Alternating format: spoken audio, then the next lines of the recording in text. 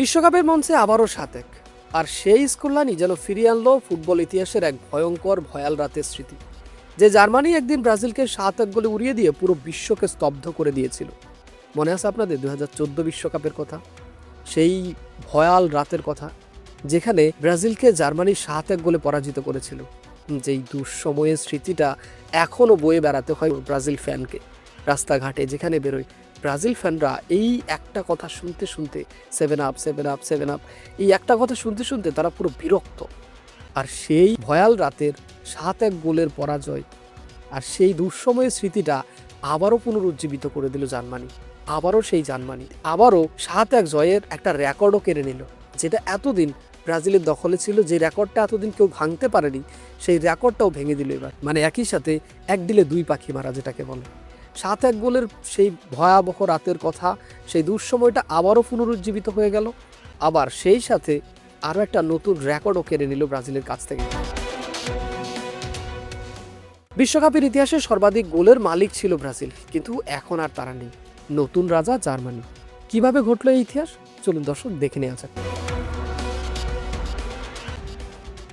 বিশ্বকাপের শেষ দুই আসরে গ্রুপ পর্ব থেকেই বিদায় নিতে হয়েছিল জার্মানিকে। 4 বারের বিশ্ব চ্যাম্পিয়নদের জন্য সেটি ছিল একের পর এক হতাশার গল্প। অনেকেই প্রশ্ন তুলতে শুরু করেছিল, জার্মান ফুটবলের সেই ভয়ঙ্কর শক্তি কি তবে হারিয়ে গেছে? কিন্তু 2026 বিশ্বকাপের প্রথম ম্যাচেই সমালোচকদের জবাব দিয়ে দিল ইউলিয়ান নাগালসম্যানের দল। প্রতিপক্ষ কুরাসাওকে ৭-১ গোলে বিধ্বস্ত করে শুধু বড় জয়ই পায়নি, বরং গড়ে ফেলেছে বিশ্বকাপ ইতিহাসের নতুন একটা রেকর্ড। ম্যাচের শুরু থেকে জার্মানির একচেটি আধিপত্য ছিল। মাত্র ৮ মিনিটে ফেলিক্স এনমেচার গোলে এগিয়ে যায় তারা। যদিও ২১তম মিনিটে লিবানো কলেমেসিয়ার গোল কুরাসাওকে সমতায় ফিরিয়ে আনে, কিন্তু এরপরই শুরু হয় আসলে জার্মান ঝড়। জার্মান পরাশক্তি সেই ভয়ঙ্কর রূপটা এরপরেই দেখা যায়। ম্যাচের ৩৮তম মিনিটে নিকো স্লটারবেকের হেডে আবারও এগিয়ে যায় জার্মানি। প্রথমার্ধে যোগ করার সময় পেনাল্টি থেকে গোল করে ব্যবধানটা ৩-১ করেন কাই হারভার্টস। বিরতির পর যেন আরও ভয়ঙ্কর হয়ে ওঠে জার্মানি। ৫২তম মিনিটে গোল করেন জামাল মুসিয়ালা, আর এরপর একে একে নাথানিয়েল ব্রাউন, ড্যানিয়ন দাও নাম লেখান গোলদাতাদের তালিকা। আর ম্যাচের শেষ দিকে নিজের দ্বিতীয় গোল করে জার্মানির ৭ গোলের উৎসবে পূর্ণতা দেন কাই হারভার্টস। শেষ পর্যন্ত ৭-১ গোলের বিশাল জয় নিয়ে মাঠ ছাড়ে জার্মানি।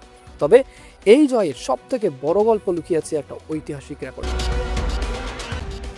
কুরাসাওয়ার বিপক্ষে করা ৭ গোলের ফলে বিশ্বকাপ ইতিহাসে জার্মানির মোট গোল সংখ্যা দাঁড়িয়েছে ২৩৯টি, আর এতেই তারা ছাড়িয়ে গেছে ৫ বারের বিশ্ব চ্যাম্পিয়ন ব্রাজিলকে, যাদের গোল সংখ্যা ছিল ২৩৮। যে রেকর্ডটা ছিল এতদিন ব্রাজিলের দখলে, সেটা এখন আর ব্রাজিলের দখলে নেই।